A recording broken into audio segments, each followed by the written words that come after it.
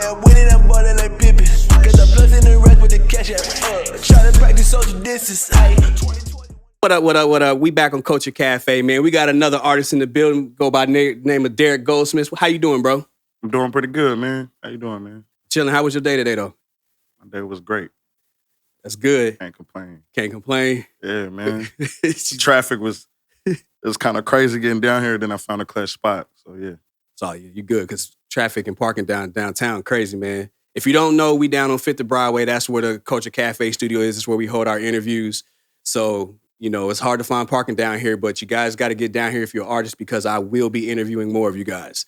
We're going to hop into it. Introduce yourself. Let all the fans all the potential fans know who you are, where you from. Okay.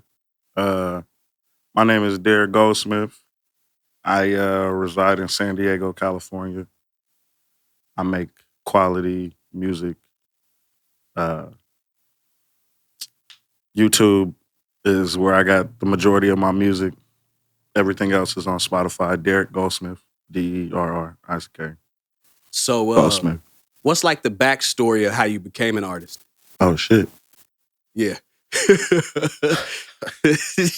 Well, it all starts. No. Shit. I don't know, man. Like when I was younger, my folks used to listen to like dope ass music. It was like a mix, you know, like my pops would be listening like Biggie or Tupac or like Acoustic Alchemy or like the Rippingtons or like, you know what I mean? Or like Joe Sample, just like crazy jazz or like, you know. Right. Like music was a big part of almost every day, you know. Like we hear music playing loud, or if it wasn't playing loud, like at least in the car, you know. My mom used to bump Monica all the time or something. You know what I mean? It's culture, bro. Yeah. I remember my mom, bro. The only time when I knew my mom was cleaning is when some music was playing. Yeah. So I You know, what I mean? I'm like, okay, she cleaning. And I don't need to go downstairs and bother her. It's crazy. They was picking their own playlists. You know what I mean? They didn't have on no, records, like you know what I'm saying? they was like, all right, I'm gonna fuck up the kitchen of this one. You know what I mean? Yo, when you decided to become an artist, what made you choose to be more of a lyricist instead of being like the trendy rappers or what a lot of people would say music that all sounds the same, like the viral rap or the meme rap? What made you want to be more of just being able to say more things and, you know, be metaphoric and things like that? What made you want to be a lyricist? Shit. Man, that's like a multiple answer question. But, as far as like lyricism and shit, I think my influences, you know, as far as like the rappers and shit that I used to listen to, or I listened to growing up, to where like impacted what I considered like a standard for how, you know, niggas should rap or niggas should come off, you know. And then my mom, she was a stenographer, so when we was younger, she is a stenographer. When we was younger, when she was coming up, you know, she would make us read these cards, bro, like these little green cards and shit. We had to sound the words out. So Mama gave y'all flashcards. yeah, it was like, you better Build that vocabulary. Ain't no hooked on phonics in this motherfucker. It was real though, you know, because I think one of the teachers said like I was being lazy, and I don't know. They try to hit you with it. He ain't smart. We're going to put him in a soul class. Yeah. And then she was like, nah, I'm going to just teach you myself, but you going to learn, though. And it was like, damn. Man. Yeah. Yo, I've been there. I mean, but, you know. It was tight. You know, I mean, now I look back, I'm like, yo, thank you, you know, but. Back then, you wasn't trying to hear like study session in the summertime. I'm trying to go outside and play. Yeah. I'm trying to go sit on the green box with everybody else. Yo, like, seriously. Like, definitely. Yeah. Yo, so how did you find your style of music? Because I listened to your Return of the Rhymes Part 2. Yeah. And like I'm not trying to compare you to any other rapper, but it gave me Joel Ortiz vibes and ASAP Rocky beats. Oh shit. So it was like that. That's kind of like what I heard. So like, where was your mind at when you created that album? Nigga, damn. When I created Return of the Rhymes too. Yeah. Honestly, that was like a culmination of like half of it was shit that I hadn't released. Okay. Like Friar Tuck. I had that for like 2 years. I ended up buying the lease for the song, and then the lease expired. So somebody else came out with some weak ass song to it, and so that's why I made it a mixtape. Okay. And I only put the songs, the original shit, on the Spotify or like the monetizing sites or whatever. Oh, okay. So you can Make my 15 cents. Yeah. They owe me $3 right now. It's over a couple thousand plays. I was like, all right, we got to check. We got to start somewhere though. That's a McDouble. I'm done. Who produces for you? Because, or are you producing your own music? Because a lot of your beats they have this like a lot of jazz to it, and it's a lot of chill vibe to it. You got a lot of boom bap into it. It's like this underground New York feel. And I remember we were talking before we actually got on camera. You were saying you were from Ohio, so yeah.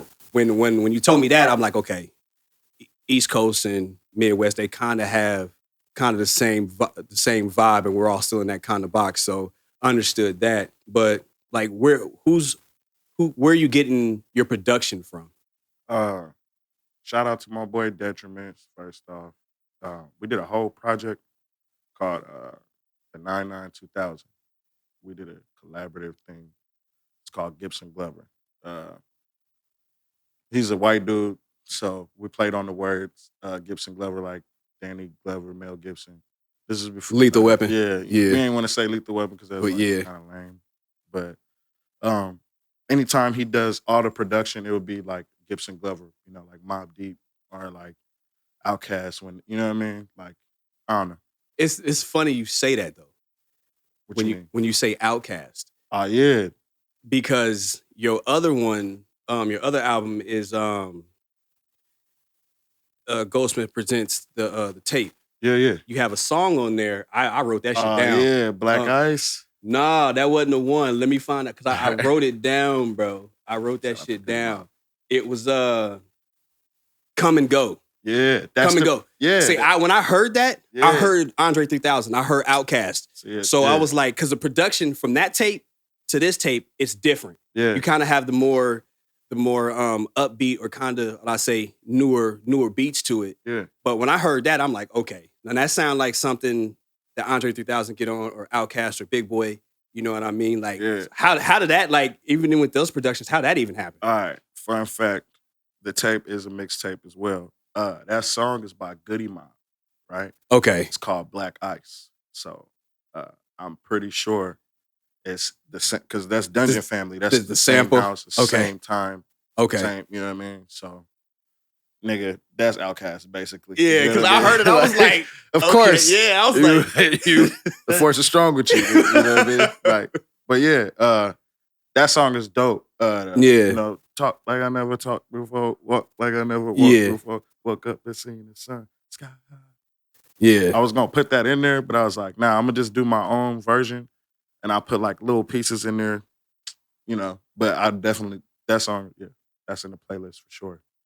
So when you made those two mixtapes, how do you want your, let's say, potential fans or your already audience that you've already cultivated, how do you want them to interpret those albums or those mixtapes, and how do you want them to feel when they listen to your music? I want niggas to be like, damn, this nigga spitting. Nah, but I don't. I feel like my mixtapes are more like, I'll sprinkle some real song concepts and shit on there, But for the most part, mixtapes is just like me stunting my lyrical prowess or, an exhibition of skill to kind of show what I can do on other beats. Most of the beats are like my favorite songs originally, you know what I mean? But, Yeah. like something I always wanted to do. And then there's a couple of them on there that are actually original, but I feel like I didn't even answer your question right now. I just fucking started ranting. Yeah, it was just asking, you know what I'm saying, how do you want your fans to feel when they listen to your music outside of, I know most artists want to feel like, you know, that what they're saying is being heard and they're like, that shit, he has some good words, triple entendres, things like that. But it's like emotionally, like when you hear certain music, it makes you feel good. When I hear certain music when I'm driving, I drive fast. Yeah. You know what I mean? So, Don't drive fast if you listen to it. Nah, but yeah. just, you want to connect with your audience and, and that connection, like, how do you see, like, but I put it to you like this, when you hear your music, how do you feel when you hear it? I'd be like, this shit is tight, to be honest. And that's not like on no, because it's me. I listen to my music as a critic. Okay. Always. So I never get to really chill and just enjoy it freely. Because I'm always like, I remember right there, I should have said this, or that take sounds weird in the back, or my voice sounds weird in this. You know what I mean? Like, but yeah. Okay, that makes sense. So one of the we kind of glazed over this topic before we got on camera, but Yeah. as an artist, do you feel that it's harder for a lot of San Diego artists to be seen and to expand their brand and their artistry in San Diego? And on top of that, if you had a plan that you could implement, what would you do and how could someone like me help you implement that plan? Outside of the platform that we have right now. Let's do the videos right now, nigga. First off, let me just answer the last question first, Derrick. Thank you. Fucking,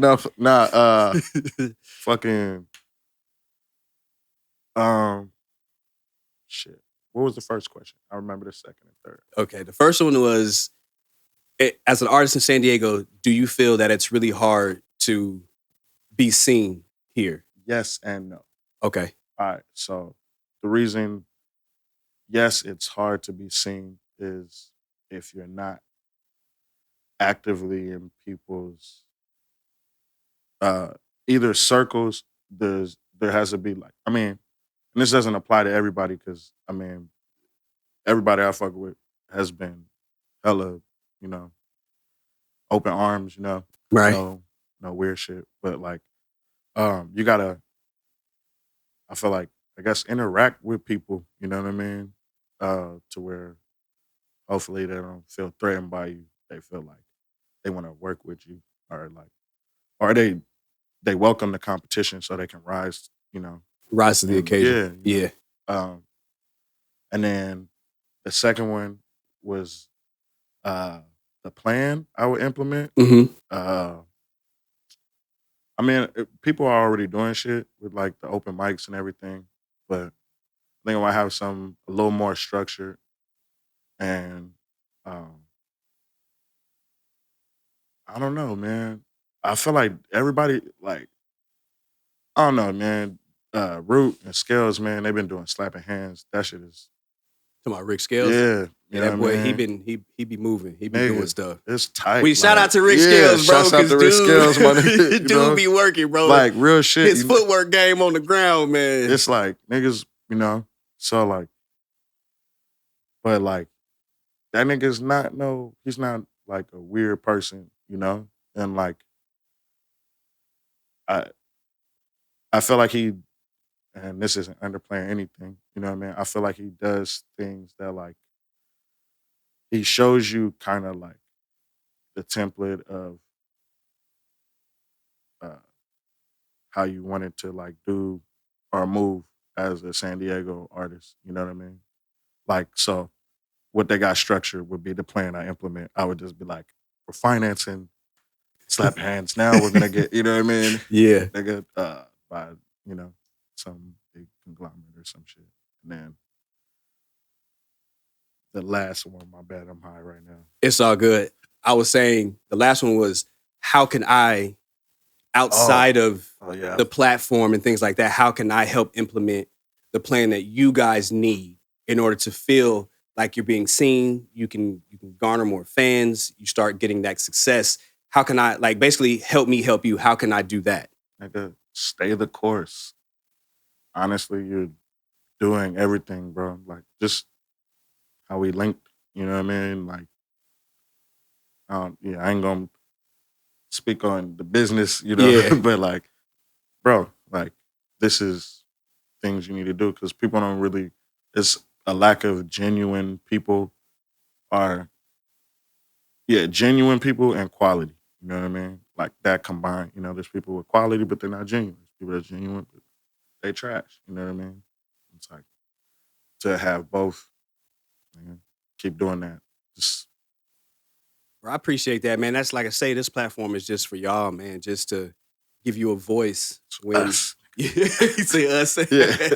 I mean, you guys, when you guys come on, you help me, and then when I'm on, I'm just giving you guys a platform. So it is a give and take, you know, or a take and give. So we do help each other when we create these things, and then I have people come on. So I know, I mean, like I say, I'm trying to get rid of that pay for play aspect. I mean, I know promoters have to do that when they're trying to sell a show and they're trying to make their money back and all that, but I don't want people to feel like they have to pay me to come on here and talk, because I'm interested in knowing who the hell you are too. Yeah. I like to understand your backstory, because then that helps me understand you, and then you build relationships. Yeah. You know what I mean? So once we build that relationship, there might be somebody that you know that I don't know that has a door that I can walk through. Yeah. You know, and I can get more success that way. And then I may know somebody that you don't know. I'm like, hey, you know, my boy right here, or go check the website. There's all these artists here, and they might come search you guys, and they find out who you are. So Yeah. it's like, and then I can vouch for you if you're a genuine person. Like, no, gee, this dude, he working hard. Here's his resume. If you ask him to do something, he gonna be on it, and he ain't gonna shortchange you. You know what I mean? So this just helps me, you know, kind of, you know, weed through the people who are really about it, and who live this and who love this, and then there's those people who are just playing with it. You know, and it's just a hobby. Like, to me, this is not a hobby. To music, to you, is not a hobby. Yeah, like, this is real. This is what feeds our family. You know what I mean? So that's the whole thing about me wanting to do this, because I just want to see. I genuinely want to see everybody win. Like, I moved here. Like, when I moved here, it was hard, but I made shit happen. Yeah. And then there's people, you know, I read, and they're like, man, San Diego's stagnant. You know, there's no upward movement here. And I'm like, nah, like, it really is. Yeah, it's but just, you gotta want that shit bad enough. If you just not gonna really, there's times where I don't sleep. You know what I mean? Like, and not only I have this, I have other contracts that I do, and I'm back and forth from LA. Like, I drive to LA and back 4 times a week. Damn. You know, that's because I want the shit that's up there. You know what I mean? So if I'm willing to do that and then come here and then offer a platform for artists, I'm like, yo, if y'all really want the platform, you guys really want your music put somewhere besides just, you know, on Instagram, you, like, if we all as a collective come into this, we can make this shit really big. Yeah. And, you know, it's not like I'm getting money off of your Spotify, because I'm putting all you guys' links on there. That shit doesn't go to me. Yeah. They come to my page and they see artists, they click on y'all links, and it takes them straight to y'all. Yeah. You know what I mean? And I put y'all social media on all the videos. So it's not like they coming to me, they looking for y'all. I'm just here to present you people, to present you artists to people. You people. You know what I'm saying? Hold on, what do you mean you people, my nigga? Okay. You know what I'm saying? Present you artists to, because I got people who watch this back home. Yeah. I've had people reach out from back home. It's like, hey, who that one dude that you did that interview with? Tell him I want to do a track with him. Yeah. You know what I mean? Up, nigga. Yeah. So it's like, that happens, you know? Yeah. You know, and then, like, I'm gonna have my brother on here Saturday. Dope. So he actually has a record label out in VA. Oh, that's dope. You know, and he has a stable of artists, and they make bread.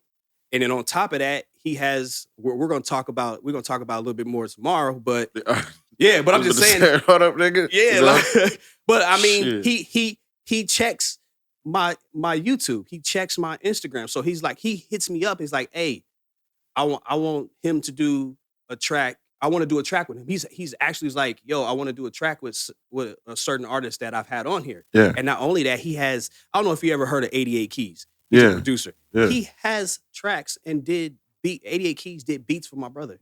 Yo. So it's like, that's crazy. He's doing crazy stuff out in VA. Yeah. And then on top of that, they have a program where they teach financial literacy. They have CPAs and real estate investors, and they have these classes and seminars for Black liberation.